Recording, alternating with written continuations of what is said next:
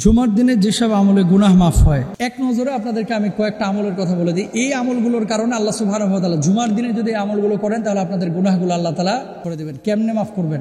শরীরে যদি কোনো ময়লা আবর্জনা থাকে, যখন আপনি সাবান দিয়ে শরীরটাকে একেবারে ডোলে কচলিয়ে ধোন, এরপরে শরীরে ময়লা থাকে না, জুমার দিনে এই কাজগুলো করবেন, আল্লাহ তাআলা আপনার গুনাহগুলোকে মাফ করে দেবে। সুবহানাল্লাহ। এক নম্বর, জুমার দিনের ব্যাপারে আবু লুবাবা বিন আব্দুল মুনজির রাদিয়াল্লাহু তাআলা আনহু থেকে বর্ণিত হাদিসে রাসূল আকরাম সাল্লাল্লাহু আলাইহি ওয়াসাল্লাম জুমার দিনের 5টি বৈশিষ্ট্য উল্লেখ করেছেন। সেগুলো কি? আল্লাহ তাআলা এই দিনে আদম আলাইহিস সালামকে সৃষ্টি করেছেন। 2 নম্বর, আল্লাহ তাআলা আদম আলাইহিস সালামকে জমিনে অবতরণ করিয়েছেন। 3 নম্বর, এই দিনে আদম আলাইহিস সালামকে মৃত্যু দিয়েছেন। 4 নম্বর, এই দিনে এমন একটি সময় আছে যখন বান্দা যা কিছু আল্লাহর কাছে প্রার্থনা করবে, আল্লাহ তখন বান্দাকে সেটাই কবুল করে সেটাই দিবেন। আমরা দোয়াতে প্রথমে কি বলি?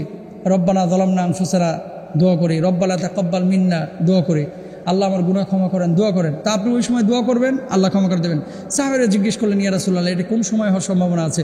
নবীজি যে ইশারা ইঙ্গিত দিয়েছেন সেখানে আসর থেকে মাগরিবের সময়ের এই সময়টাকে বিশেষভাবে বলা হয়েছে এবং খুতবার মধ্যবর্তী সময়টাকে বোঝানো হয়েছে। একামত এবং খুতবার পরবর্তী যে মধ্যখানের সময়টা, এই সময় আল্লাহর কাছে যেই দোয়া করা হয় আল্লাহ তাআলা সেই দোয়া কবুল করেন।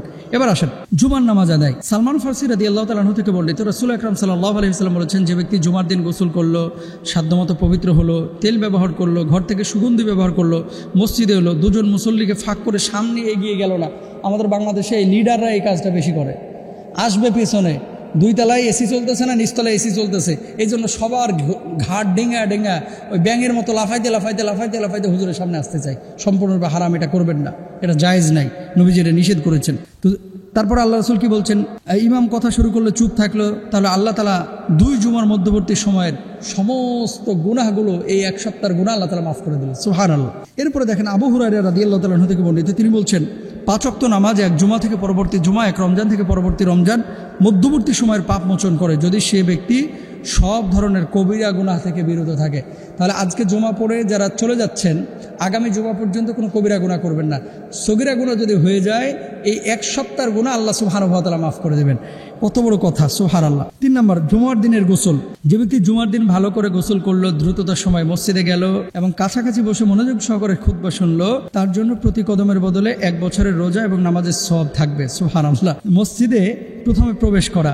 জুমার দিন মসজিদে যে ব্যক্তি প্রথমে প্রবেশ করবে, মানে গোসল করলো, বাসায় মসজিদে গেল, প্রথমেই দাখিল হলো, মসজিদে প্রবেশ করলো, আল্লাহর নবী বলছেন সে যেন একটা উট কোরবানি করলো।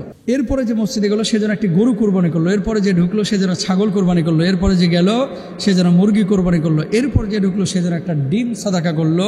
অথবা ইমাম খুতবার জন্য এলে ফেরেশতারা আলোচনা শোনা শুরু করে, সেই সময় আমরাও আলোচনা শোনা শুরু করব।